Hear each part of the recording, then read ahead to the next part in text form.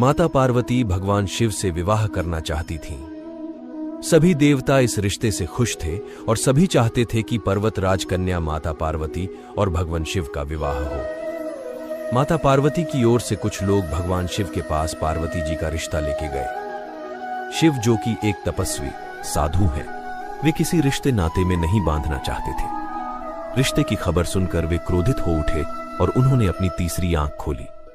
उसके प्रकोप से रिश्ता लेके आए लोग भस्म हो गए।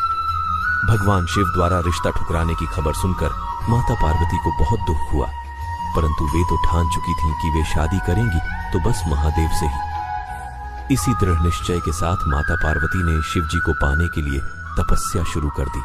उनकी तपस्या से सभी जगह हाहाकार मच गया। बड्ढे बड्ढे पर्वत भी डगमगाने लगे। इन सभी बातों का जब भगवान शिव को स्मरण हुआ, तब उन्होंने अपना ध्यान तोड़ा और अपनी आंखें खोली। जब वे माता पार्वती के समक्ष उपस्थित हुए, तब शिव जी ने उन्हें समझाया कि एक तपस्वी के साथ जीवन व्यापन करना माता पार्वती के लिए आसान नहीं होगा। लेकिन माता पार्वती ने तो जैसे जिद ही पकड़ डी आंच ली थी कि वे शादी करेंगी तो बस महादेव से।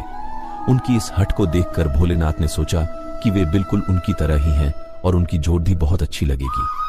भोलेनाथ मां पार्वती से शादी करने के लिए मान गए और यह सुनकर न केवल मां पार्वती अपितु समस्त देवगण भी बेहद प्रसन्न था। मां पार्वती के घर में इस शादी को लेकर जोरों शोरों से शादी की तैयारी शुरू हो गई थी। अब समस्या यह थी कि भगवान शिव एक तपस्वी थे और उनके परिवार में कोई नहीं था।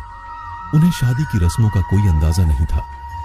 मान्यता यह थी कि वधू का हाथ मांगने शादी के दिन वर को अपने परिवार के साथ ही आना पड़ता है, लेकिन भगवान शिव के परिवार में तो कोई नहीं था।